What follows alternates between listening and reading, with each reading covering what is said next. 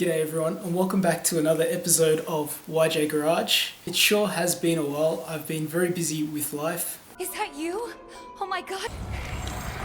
But keen to get back to fixing the MX5. I've found a shop to rebuild the engine. So continuing off exactly where we left off in the last video, let's finish disassembling the engine.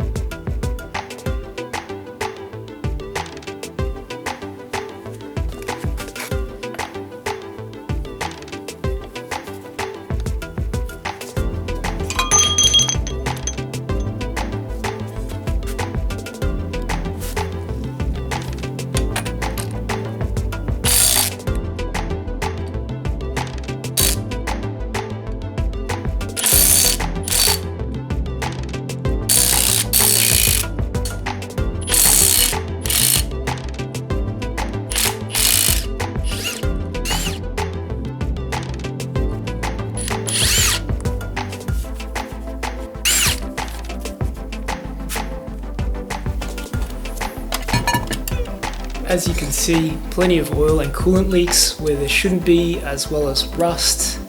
My pilot bearing, which is supposed to be press fit into the flywheel, just fell out on its own. I went and got the flywheel machined straight away.